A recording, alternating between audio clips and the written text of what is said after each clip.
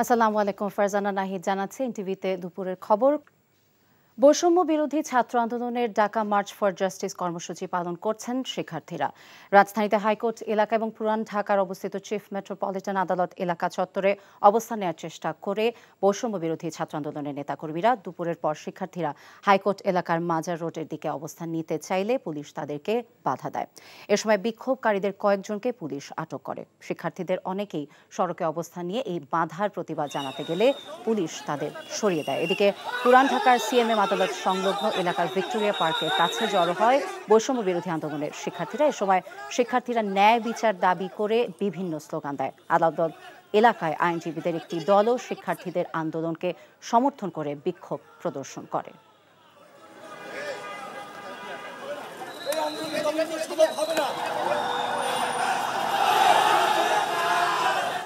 দর্শক, এই বিষয়ে আরও জানতে আমরা যাচ্ছি রাজধানী হাইকোর্ট এলাকায়। আমাদের সাথে যুক্ত হবেন senior correspondent apple Shahriar.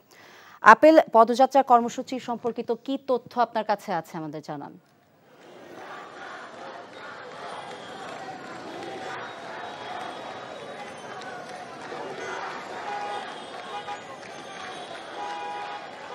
March for justice বৈষম্য বিরোধী আন্দোলনকারীদের যে আজকের কর্মসূচি তারা পালন করছে। আমি এখন হাইকোর্টের যে দক্ষিণ গেটের বাইরে অবস্থান করছি। এখানে বিক্ষোভকারীরা অবস্থান নিয়েছে। আপনাকে এখানে পিছনে একটু দেখাই যে দক্ষিণ যে গেটটি সেটি কিন্তু পুলিশ এখন বন্ধ করে রেখেছে।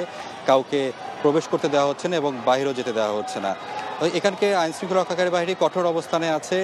তারা বলছেন যে এখানে যারা বিক্ষোভ করছেন তাদেরকে বারবার সরিয়ে দেওয়ার চেষ্টা করছে। আপনি হয়তো এখন দেখতে পারবেন যে যারা এখন অবস্থান করছেন তারা এখানে অবস্থান করে বিক্ষোভ করছে, স্লোগান দিচ্ছে। এখন জন্ম সনদ দিয়ে খোলো বিকাশ স্টুডেন্ট অ্যাকাউন্ট, নিজের বিকাশ নিজে কর। যারা শিক্ষার্থীরা এখানে অবস্থান নিয়েছেন তারা দাবি জানিয়েছেন কোটা সংস্কারের দাবিতে যে আন্দোলন হয়েছে সে আন্দোলনে যে শিক্ষার্থীরা মারা গিয়েছেন তাদের যারা নিহত হয়েছেন তাদের বিচার, যারা এই সাথে জড়িত তাদের গ্রেপ্তারের দাবি জানিয়েছে। দেখতে পাচ্ছেন তারা বিক্ষোভ করছেন। এবং যদি বলে রাখি যে দুপুর 12টার দিকে শিক্ষার্থীরা আসলে দক্ষিণ গেটে অবস্থান নেওয়ার চেষ্টা করে, তখন কিন্তু পুলিশ অন্তত 10 জনকে গ্রেপ্তার করে এই হাইকোর্ট প্রাঙ্গণ থেকে তাদেরকে নিয়ে যায়। তারপরে কিন্তু ধীরে ধীরে শিক্ষার্থীরা বিভিন্নভাবে জড়ো হওয়ার চেষ্টা করে। এখন তারা এখানে আপনি দেখতে পাচ্ছেন যে অবস্থান নিয়ে তারা বিক্ষোভ কর্মসূচি পালন করছে। পুলিশও অবস্থান নিয়েছে। তারা যেটি চাচ্ছেন যে তাদের যে কর্মসূচি তারা যাতে এখান থেকে সরে যায়। আপনি দেখতে পাচ্ছেন তারা যে বিক্ষোভ করছেন তার আশপাশে কিন্তু পুলিশ আসলে ব্যারিকেড দিয়ে তাদেরকে একটা জায়গায় নিয়ে এসে তাদেরকে রেখেছে। অর্থাৎ বলে রাখি যে সাধারণ শিক্ষার্থীরা বলছেন তাদের যে আন্দোলন তার এই আন্দোলন চালিয়ে যাবেন। তাদের যে 9টি দাবি নিয়ে তারা এই কর্মসূচি পালন করছেন, অর্থাৎ তাদের যে কর্মসূচি তা সেগুলো চলমান থাকবে। তারা বলছেন তারা যেসব দাবিগুলো তুলেছেন সেই দাবিগুলো বাস্তবায়ন না হওয়া পর্যন্ত তারা রাজপথ ছাড়বেন না এবং তাদের আন্দোলন ধীরে ধীরে আসলে কঠোরতার দিকে অর্থাৎ কঠোর দিকে যাবে। তারা সেই দাবি জানিয়েছেন। এখনও তারা অবস্থান করছেন। তাদেরকে জিজ্ঞেস করেছিলাম যে তারা কতক্ষণ এখানে অবস্থান করবেন। তারা বলছেন তাদের অবস্থান কর্মসূচি তারা পালন করছেন এবং সর্বস্তরের মানুষ যারা রয়েছেন তারা কিন্তু দাবি জানিয়েছেন অর্থাৎ আহ্বান করেছেন তারা যাতে তাদের যে এই যৌক্তিক যে আন্দোলন সে আন্দোলনে যাতে তাদের সাথে সামিল হয়। আমরা জানছিলাম কোটা সংস্কার আন্দোলনকারীদের পদযাত্রা কর্মসূচির এই মুহূর্তের খবর। এদিকে কোটা আন্দোলনকারী শিক্ষার্থীদের হত্যার বিচার দাবিতে সারা দেশের মার্চ ফর জাস্টিস কর্মসূচি চলাকালে যশোর, বরিশালে পুলিশের লাঠিচার্জে বেশ কয়েকজন শিক্ষার্থী আহত হয়েছে। চট্টগ্রামে কর্মসূচি থেকে 8 শিক্ষার্থীকে আটক করেছে পুলিশ। চট্টগ্রাম লালদিঘি এলাকায় সড়কে ব্যারিকেড সৃষ্টি করে প্রতিবাদ করে শিক্ষার্থীরা। এ সময় পুলিশি বাধা উপেক্ষা করে আদালত এলাকায় বিক্ষোভ সমাবেশে অংশ নেয় কয়েক হাজার শিক্ষার্থী। এ সময় মিছিলকারীদের স্বাগত জানাতে আসেন আদালতের শতাধিক আইনজীবী। পরে আইনজীবী সমিতির গোল চত্বরে সমাবেশ অনুষ্ঠিত হয়। এদিকে কর্মসূচিতে আসার সময় 2 ছাত্রী সহ 6 শিক্ষার্থীকে আটক করে পুলিশ। বরিশালে কোটা আন্দোলনকারী শিক্ষার্থীদের সাথে পুলিশের দফায় দফায় সংঘর্ষ এবং ধাওয়া পাল্টা ধাওয়ার ঘটনায় সাংবাদিক সহ অন্তত 15 জন আহত হয়েছে। নগরীর বেশ কয়েকটি পয়েন্টে এই হামলা এবং সংঘর্ষের ঘটনা ঘটে। যশোরের শিক্ষার্থীদের মিছিলে লাঠিচার্জ করেছে পুলিশ। এতে আহত হয়েছে বেশ কয়েকজন শিক্ষার্থী। আটক করা হয় 6 জনকে। সকালে শহরের বিভিন্ন পয়েন্টে শিক্ষার্থীরা জড়ো হয়। পরে একটি বিক্ষোভ মিছিল শহরের শিল্পকলা একাডেমির সামনে পুলিশ সুপারের কার্যালয়ের দিকে যাবার সময় পুলিশি লাঠিচার্জের শিকার হয়। সিলেটে শিক্ষার্থীদের ছত্রভঙ্গ করতে পুলিশ টিয়ার শেল ছুড়ে বগুড়া শহরের ইয়াকুবিয়া মোড় থেকে একটি বিক্ষোভ মিছিল বের হয়ে শহরের জলেশ্বরীতলা জেলখানা মোড়ে গিয়ে শেষ হয়। পরে সেখানে তারা রাস্তা অবরোধ করে সমাবেশ করে। মাগুরায় পুলিশি বাধায় পণ্ড হয়ে গেছে শিক্ষার্থীদের মানববন্ধন কর্মসূচি। এছাড়াও ময়মনসিংহ, নাটোর, চাঁদপুরে বিক্ষোভ মিছিল করেছে শিক্ষার্থীরা। রিট সংক্রান্ত বিষয়ে আরও জানতে আমরা যাচ্ছি হাইকোর্টে। আমাদের সাথে যুক্ত হবেন স্পেশাল করেসপন্ডেন্ট হাসান জাবেদ। জাবেদ, শিশু নিহতের ঘটনায় বিচার বিভাগীয় তদন্ত চেয়ে করা রিটে আর কি বলা হয়েছে এবং এই বিষয়ে আপনার কাছে আর কি তথ্য আছে আমাদেরকে জানাবেন।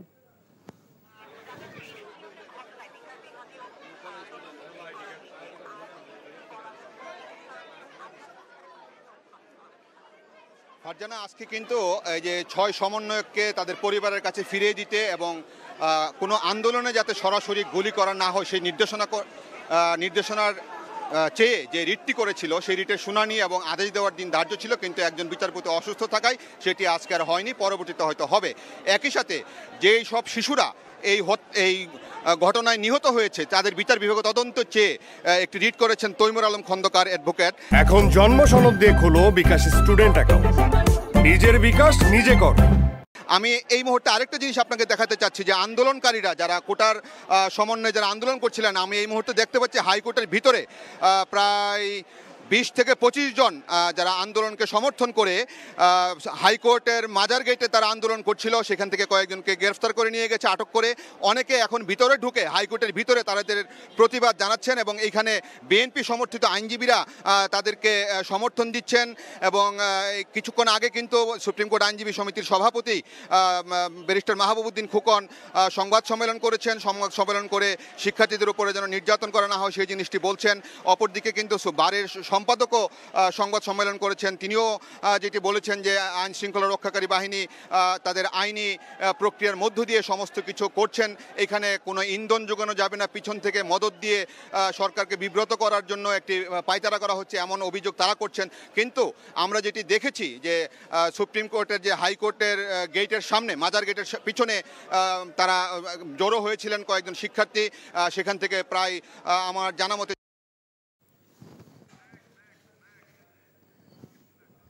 আমরা রিট সংক্রান্ত বিষয়ে আদালত প্রাঙ্গণ থেকে জানছিলাম। সাম্প্রতিক সহিংসতার ঘটনা তদন্ত করতে ইতোমধ্যে জাতিসংঘ সহ আন্তর্জাতিক সংস্থাগুলোর সহযোগিতা চাওয়া হয়েছে উল্লেখ করে প্রধানমন্ত্রী শেখ হাসিনা বলেছেন তিনি চান পুরো ঘটনার যথাযথ তদন্ত হোক, যাতে এর সাথে জড়িতদের শাস্তি নিশ্চিত করা যায়। জাতীয় মৎস্য সপ্তাহ 2024 উদ্বোধনকালে তিনি এসব কথা বলেন।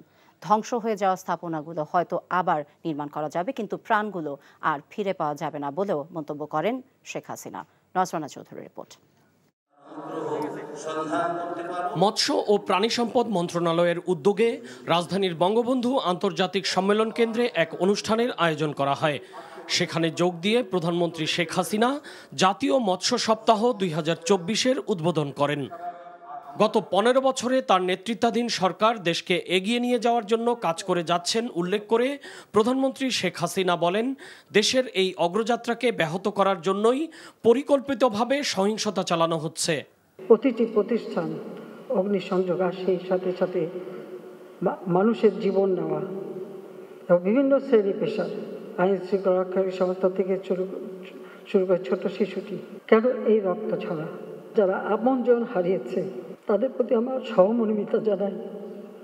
কারণ আমি নিজে দেখেছি, এখনো বহু এমনকি কালকে একটা ছোট শিশুকে পর্যন্ত দেখলাম। এটা অত্যন্ত কষ্টকর। স্থাপনা যেগুলি ধ্বংস করছে সেগুলি তো পুনর্গঠন করা যাবে, কিন্তু যে প্রাণগুলি ঝরে গেল সেগুলি তো আমরা ফিরে পাবো না। এই যে একটা ঘটনা ঘটিয়ে গোলাপাড়িতে মাছ শিকার করে দেশকে পিছনে টেনে নেওয়ার এই চক্রান্তে যারা জড়িত, সেটা আপনাদের খুঁজে বের করা উচিত। ওই 71-এ যারা পাকিস্তানি হানাদার বাহিনীর দোসর ছিল, তাদের চক্রান্ত বারবার আমাদের দেশকে পিছিয়ে নিয়ে গেছে। শিক্ষার্থীদের সব দাবি মেনে নেওয়ার পরও যে ইস্যু নেই সেই ইস্যু নিয়ে আন্দোলনের নামে ধ্বংসযজ্ঞ চালানোর মাধ্যমে দেশের ভাবমূর্তি কেন নষ্ট করা হলো সেই প্রশ্ন রাখেন শেখ হাসিনা। কারা এই ঘটনা ঘটিয়েছে তা যথাযথ তদন্ত করার জন্য তিনি কারো দাবির জন্য বসে না থেকে শুরুতেই বিচার বিভাগীয় তদন্ত কমিটি গঠন করেছেন বলেও জানান তিনি। কারো দাবির অপেক্ষা আমি রাখিনি, আমি তার আগেই জুডিশিয়াল কমিটি করে দিয়ে এবং আজকে আবার আমি নির্দেশ দিয়েছি, আমরা একজন জজ সাহেবকে দিয়ে করেছিলাম, সেখানে আমি বলেছি আরও 2 জন লোকবল বৃদ্ধি করে দিয়ে এবং তার তদন্তের পরিধি বাড়ানো।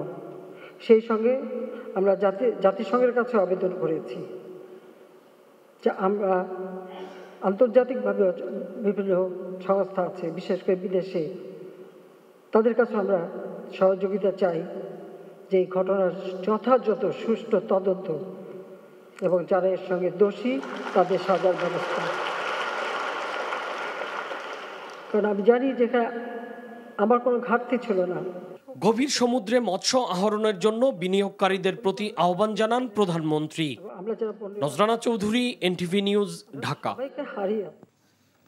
অভিমান ভুলে কোটা আন্দোলনের নামে যারা নারকীয় ধ্বংস চালিয়েছে তাদের বিরুদ্ধে ঐক্যবদ্ধভাবে প্রতিরোধ গড়ে তুলতে হবে বলে জানিয়েছেন আওয়ামী লীগ সাধারণ সম্পাদক ওবায়দুল কাদের। সকালে রাজধানীর বঙ্গবন্ধু এভিনিউয়ে আওয়ামী লীগের কেন্দ্রীয় কার্যালয়ের সাবেক ছাত্র নেতাদের সাথে মত বিনিময় সভায় তিনি একথা বলেন।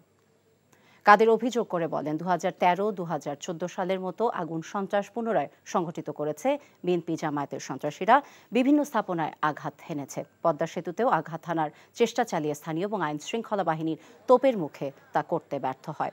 এ অপশক্তিকে আর প্রশ্রয় দেওয়া যাবে না জানিয়ে সবাইকে ঐক্যবদ্ধভাবে লড়াই করার আহ্বান জানান ওবায়দুল কাদের। তবে ছাত্র নেতাদের সাথে মত বিনিময় করার কথা থাকলেও শুরুতেই মিডিয়ার উদ্দেশ্যে বক্তব্য রাখায় সভাস্থলে উত্তেজিত হয়ে যান সাবেক ছাত্র নেতারা। পরে অনেককেই দেখা যায় প্রতিবাদ জানিয়ে সভাস্থল ত্যাগ করতে।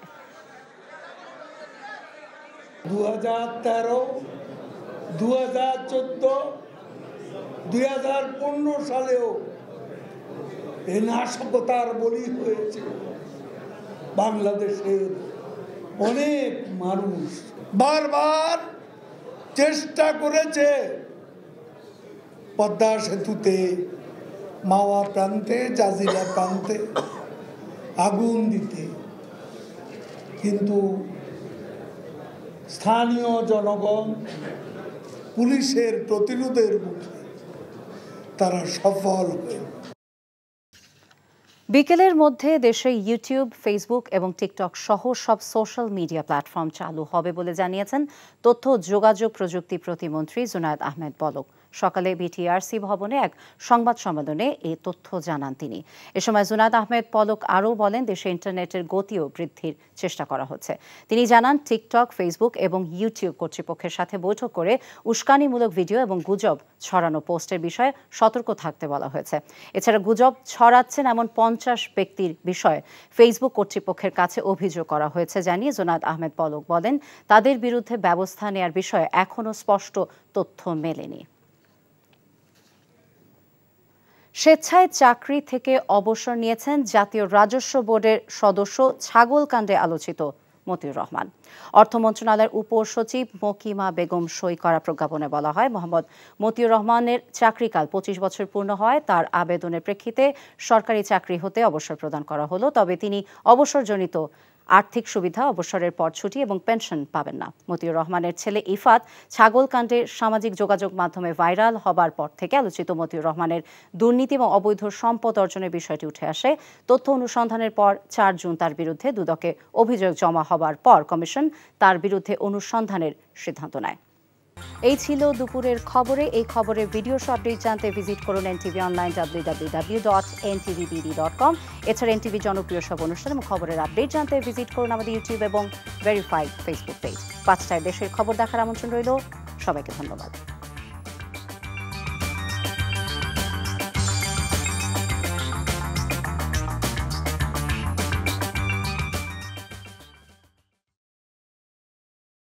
এখন জন্ম সনদ দিয়ে খোলো বিকাশ স্টুডেন্ট অ্যাকাউন্ট। নিজের বিকাশ নিজে কর।